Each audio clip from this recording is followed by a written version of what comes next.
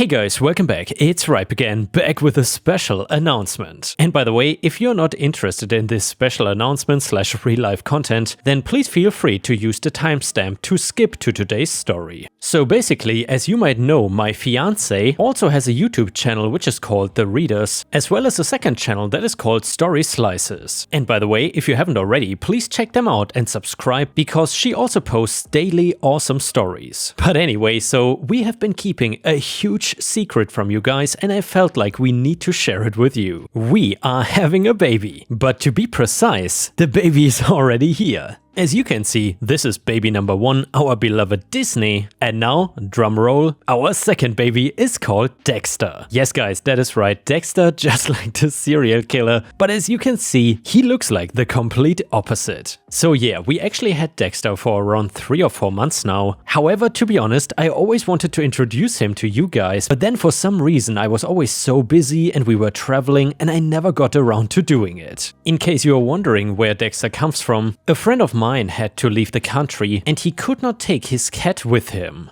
And to be honest, at first I did not really want a second cat, but then the first time I saw Dexter, I just could not say no. However, ever since we got him, he always had kind of some issues, especially when it comes to his digestion, so last week we just kept him at the doctor's office so the doctor could figure out what is wrong, and now it seems like the issues are largely fixed, so I think that's the perfect moment to introduce Dexter. So of course from now on you will see a lot of Dexter content, but of course also Disney content. Just don't be surprised when in some videos Dexter looks much smaller than he is now, because as I said, we had him for a few months now and he was quite small in the beginning, but nowadays he actually already weighs more than Disney despite being much younger. I hope you love him as much as we do, but I do have to warn you, he is quite naughty and Disney actually nowadays she likes him more than she did at the beginning, but still I have to admit that Dexter really loves to bully Disney. He is just a naughty little boy. Either way, I hope you enjoyed the real life announcement, and now let's continue to the main story of this video. And the title story is called Neighbor Constantly Vandalized and Drove Over My Mailbox, She Ended Up Paralyzed. I am not from the US, so please excuse any typos or grammatical mistakes. I live in a suburban neighborhood that borders a bunch of farmland. It's been nice except for one of my neighbors who moved in about a year ago. I don't know her whole story, but for some reason she's got it in for my mailbox. Over the course of the entire year she has lived in the neighborhood, she has knocked my mailbox down over 24 times. My mailbox is on a wooden post and faces out into the street so that the mail carrier can reach out of their truck to put the mail inside.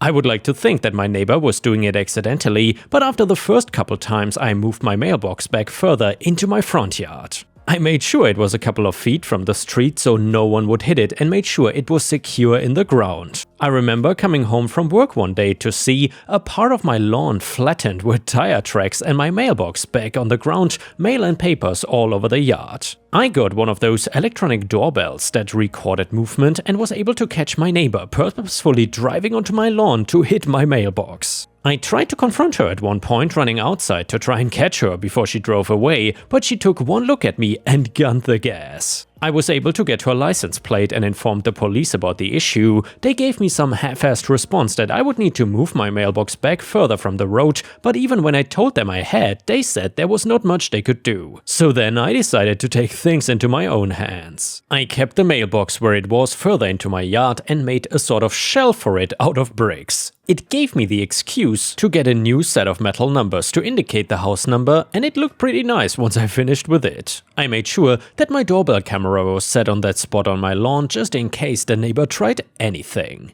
I did not have to wait long. It was around 9 AM on a Tuesday when I heard a sickening crunch of metal. I looked out and saw that my neighbor's car was smashed against my mailbox. From where I stood I could see the airbags had deployed and I immediately called 911. I did not get too close, afraid that because of where the car was hit there could be the potential for me to do more harm than good. The police and firefighters arrived along with a bunch of other people from the neighborhood who had heard the entire commotion. My neighbor was then extracted from her car, and when she was placed on a stretcher, she made eye contact with me. "You ruined my car!" she screamed at me as she was taken away by the ambulance. A part of me hoped that this whole thing was just an accident, since the car looked totaled and my neighbor looked beaten and bruised. The police then questioned me and I made sure to let them know about my camera, which would have a full view of the accident. They told me to collect all of the files from this morning and provide them copies on a flash drive before the end of the week, just so they had video recordings of what occurred.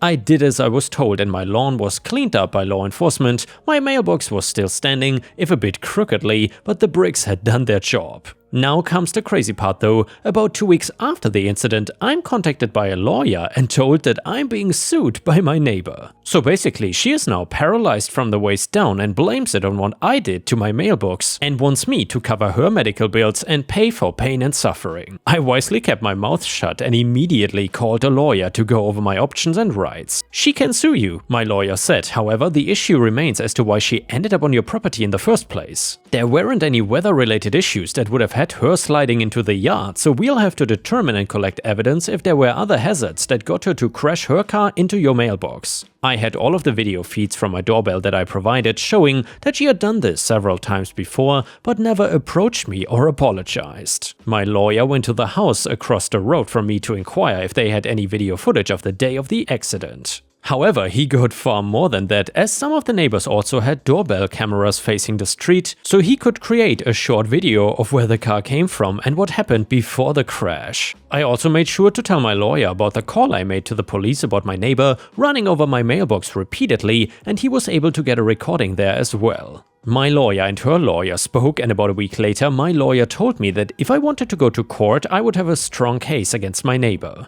I decided to give it a shot since this was something that had been a thorn in my side for nearly a year and I wanted it to be done with. So then we went to court. There was a full trial and I had to testify on everything that I'd been putting up with over the course of the year with my neighbor staring daggers at me from her wheelchair she was now confined to. I made sure to back up all of my statements with the evidence I'd given my lawyer, letting the jury know that I just wanted to make sure that my mailbox was not knocked over again. That's all there was to it. My neighbor tried to come up with a sob story that she was just rushing to get to work and did not realize what she had done. The video evidence that I had and that my neighbors had showed that she would purposefully swerve into my yard to hit the mailbox. On one occasion, she even backed up onto it in order to break the post it was on. I had not been around to see that instance since I'd been on vacation at the time. Going over the footage from the day of her accident, there was nothing on the road that caused her to swerve into my mailbox and nearly off herself. My neighbor talked about a pothole, but with the police evidence photos of the street, there was not one to be found. Like I said, it took a bit, but I won the lawsuit. The judge gave his final ruling a week ago and said that if my neighbor ever does attempt to vandalize my property again, she'll be fined and jailed.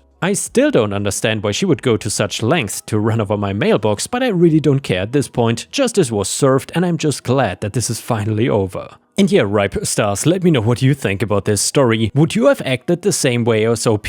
Or rather, what would you do if a ridiculous neighbor constantly drove over your mailbox? I think it was mentioned in the beginning that this story did not take place in the United States, but I guess if it took place in the United States, this neighbor would have had way bigger issues, considering that it is a serious crime to knock over a mailbox or vandalize it in the US. Either way, the next one is a revenge story as well. Sorry, this is a long one and it happened a few years ago. After several checks, it was confirmed that I had cancer and had to be in the hospital for a while. I worked in recruitment and to my knowledge, to my face/in calls to me anyway, my company was supportive of my battle. Whilst at home recovering from an OP that I had to remove the cancer and to help with recovery, I kept on working and kept up with my clients even though I took 3 months of unpaid leave. I just wanted to show my company that although I was off, like I asked for cancer or something, and I also wanted to show them that I was grateful of their support and understanding of what I was going through. During this time I made several high-profile placements, and due to most having long notice periods, technical directors etc., they wouldn't start for a few months and we invoice and bill clients on start date. The pipeline I generated was worth 200k in a single month, which was the highest ever in the 10-year history of the company. A very good month would be about 20 to 30k generated. When I came back, I had a meeting with the director and I was about to thank him for his support etc. and to excitedly tell him about my pipeline. However, before I could do that, he said he was happy that I was healthy. However, he had to put me on performance review for missing a critical time in the business and for not hitting my targets. And by the way, Ripe Stars, that probably has to be the worst director I've ever heard of. What a POS. I looked at him and said, as you know, I had cancer and also took the time off as unpaid. Director, yes, however, not meeting KPIs while still employed by us means that I have to do this to be fair to others in the team. I looked at him shocked. But then I did the math in my head and just said, okay. Now it takes about 30 days for payment to hit our accounts, so I bid my time. That week, the first batch of my new placements dropped. I quietly invoiced. The next week, more followed. The third week, our division had our monthly meeting where we each have to share the pipeline for that month. It got to me and I said, I'm currently on $161,000 and have another $40K pending. You should have seen his face. His boss was at that meeting also. Most of my team knew what had happened to me and had my back and smirked. We got paid commission monthly and I knew I had another 5 weeks before these would be paid out. So I just quietly worked and luckily was also approached by one of my internal clients that wanted me to come work internally for them. I'm actually still with them to this day. As soon as that wedge of commission dropped, I called a meeting with the director. He was all smiles and said, "Oh P, I knew there would be no hard feelings about having to put you on performance review. And we are taking you off it. I see now it was completely unnecessary." I told him, thanks, but I was giving him my notice. I said that having gone through the stress of what I had to go through really made me think what was important at the end of the day. He and his boss apparently didn't know about the performance review, don't know if true or not, tried to make me stay by offering raises and promotions. I of course refused. A couple of people I know are still there, and to this day, my record of highest biller in that company still stands. Edit, I didn't want to make this too long, but I did answer some questions in the comments, but thought it would be best to add them here as well. So edit number 1, I would never put a candidate there, nor would I ever recommend anyone to work at this agency. Several people did leave after I did, only around 3 people from when I was there remain, not counting the directors and owners. I guess they have their reasons, money being one. Also, I went to work internal for a big global company who my old agency wanted to be the sole external recruitment partner for. It was funny when they found out I was going there. I have final say on who we use and I have refused and said no to this agency every time, and thus took away one of their biggest clients that I looked after whilst there anyway. Update number 2, I now look after the recruitment of the business groups in the industry that my current company that this agency recruits in. And well, when I started, the director of the agency called me and said, "It's great that you are there as we can continue to foster a special relationship." I said, "Thank you, however, I know I just started here, and so I need to get the lay of the land." Also, part of their remit of hiring me is to look at agency spend, which has been high. So I guess it makes sense to hire me. When they tried sending me candidates, they were candidates that I and the team had already approached, and so I told them that and that it looks like we are on top of things now. Thanks for their help, but it's no longer needed. And by the way, when the director found out I started at the new company, he gave me a glowing endorsement on LinkedIn. He then asked me for one back in response. I just left that one on red. Edit number 4, yes, maybe I should have looked at it a bit more in regards to being paid, unpaid leave, going on commission base only, etc. But at the time I was reeling at being told that I had ovarian cancer and what needed to be done, thinking about my young son and what/if would happen to him if I was no longer around. I was thinking about doing what I could whilst I still could, and that would make people's lives bearable if I was no longer around. It's hard to explain the thought process one has, and maybe I was taken advantage of, but I beat my cancer, and to this day I feel like I managed to get the last laugh on them. Not only did I leave on my terms, but they also have a reminder of that record-breaking sales tally until someone manages to break it. And the next one is titled Uncle Kevin vs Aunt Karen, posted by user Medium Savings 4968 on r/ripe stories, aka our own subreddit where you can post your own stories. Unfortunately, my immediate family are stuck in the center of this sibling dispute as these two have at odds for many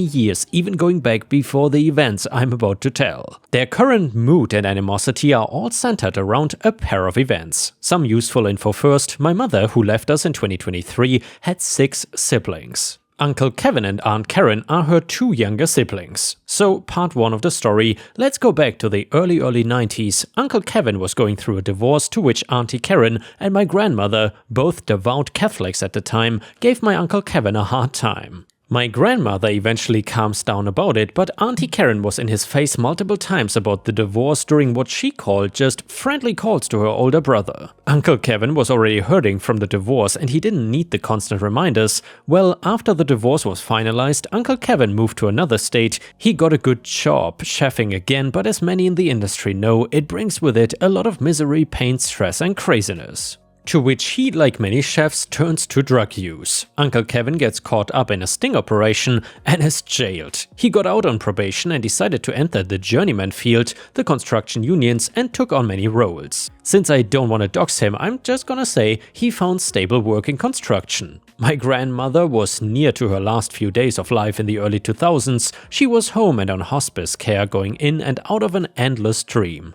Many family members were popping by to say goodbye, so Uncle Kevin, with paperwork in hand and permission from his probation officer to cross state lines and visit his mother, Grandma, during this moment. According to the paperwork, he would have to check in every day by phone and he could stay through the funeral process. That was the plan. But not according to Aunt Karen. She complained to the family that since he was a hardened criminal, total bull as he only had one charge and a divorcer, so he had no right to visit his own mother during her last days. She complained to everyone in the house and around Grandma, and upon his arrival in town, she did everything to disbar him from seeing Grandma.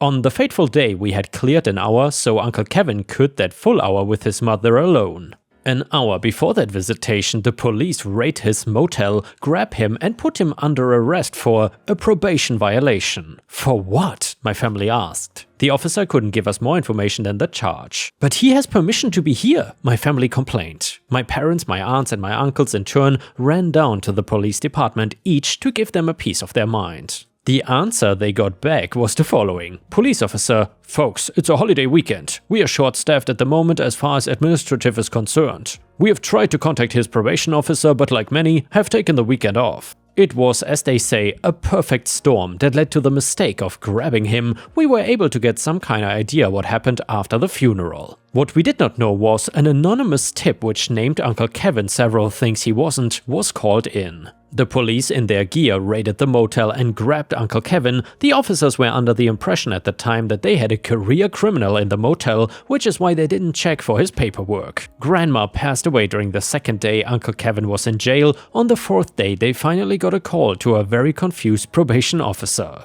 The probation officer was ready to go after Uncle Kevin himself, since Uncle had not checked in via the phone system and was astonished that Uncle was in jail for the days missed. The probation officer then clarifies that yes, he has permission to be there. The probation officer then clarifies that local PD made a huge mistake. On the fourth day, during the wee hours, Uncle Kevin was released. Aunt Karen then took things even further by trying to bar Uncle Kevin from the funeral too. This basically led to a large confrontation of two very stubborn, bullish people. In the end, Uncle Kevin got to say goodbye to Grandma at the funeral. It was not the same and the damage was done. Part number 2, a decade later, Uncle Kevin got his revenge. By then, Uncle Kevin had moved back to our state and was working hard with a good name in the construction business. My Aunt Karen had buried her husband and was living alone for previous years. During a family get-together, Aunt Karen was acting as if everyone was the best of friends. She herself was cozy with everyone and worst, acting as if the thing with Uncle Kevin was not her fault nor was a reason for Uncle Kevin to have any resentment. During one part of the party, Aunt Karen was coaching one of her nieces, one of my cousins, how to get food stamps. Uncle Kevin stayed in earshot and listened. He learned a very interesting tidbit. Aunt Karen was outspoken and loud about how she was grifting the system. So Aunt Karen had only declared that she was living off her disability SSD for her income. In reality though, she not only had the disability money, but also had insurance money from her late husband along with his pension. 3 forms of income, but only one declared. A major no-no. Not only did it violate rules of the benefits program, but it could be treated criminally even. Anyone want to guess where this is going? In a bit of irony, Uncle Kevin calls up the authorities. He was then redirected to take his tip to an anonymous tip line that is part of the benefits program. Weeks later, Aunt Karen comes to the family with an emergency. She apparently was under investigation by the county, state, the IRS and a few more agencies. The district attorney for our city did not press charges, but the benefits program suspended her for 5 years and she had to pay back a certain amount of money. She was humbled and forced to live off the kindness of other family members.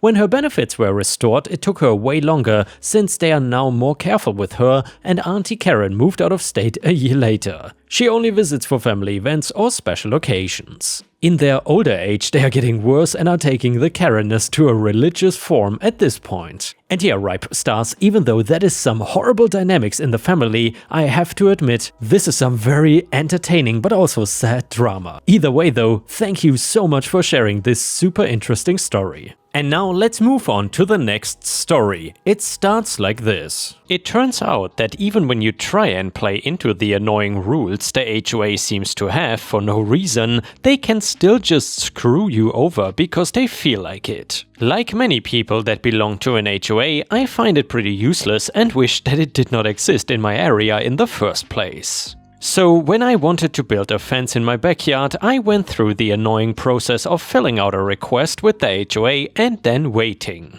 My backyard does not face another property and instead goes into an area with a ton of trees that is owned by the town and maintained by the HOA.